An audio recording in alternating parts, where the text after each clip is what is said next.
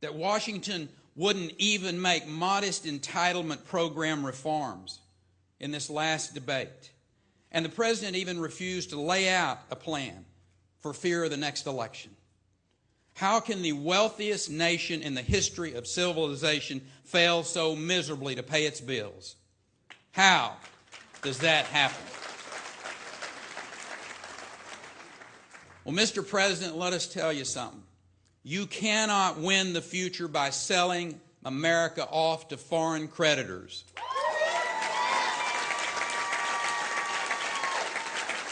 We cannot afford 4 more years of this rudderless leadership. Last week, that leadership failed.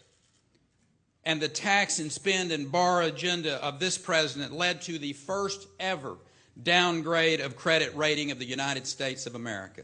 In reality, though, this is just the most recent downgrade. The fact is, for nearly 3 years, President Obama has been downgrading American jobs. He's been downgrading our standing in the world. He's been downgrading our financial stability. He's been downgrading our confidence and downgrading the hope for a better future for our children. That's a fact. His policies are not only a threat to this economy, so are his appointees a threat.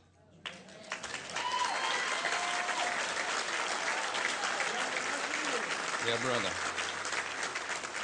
See, he stacked the National Labor Relations Board with anti-business cronies who want to dictate to a private company, Boeing, where they can build a plant. No president should kill jobs in South Carolina or for any other state for that matter, simply because they choose to go to a right-to-work state.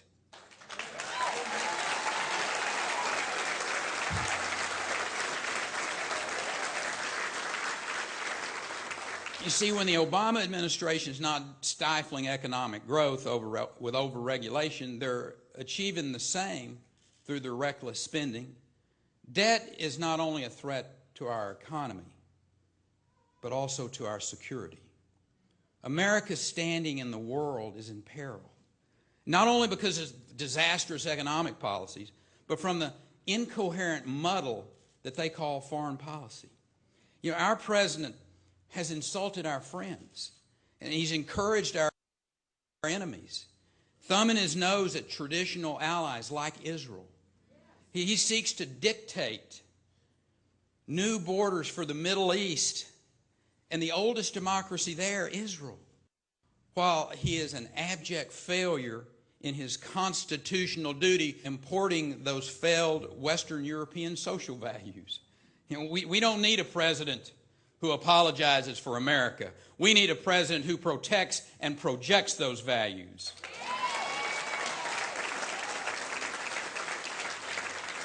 Look, it's pretty simple. We're going to stand with those who stand with us, and we will vigorously defend our interest.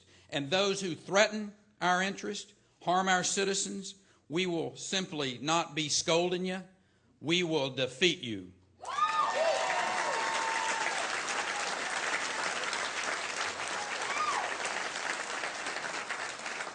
Our nation cannot and it must not endure 4 more years of aimless foreign policy. We cannot and must not endure 4 more years of rising unemployment, rising taxes, rising debt, rising energy dependence on nations that intend us harm. It's time to get America working again. To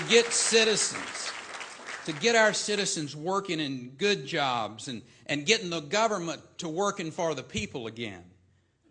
You know, page 1 of any economic plan to get America working is to give a pink slip to the current residents in the White House.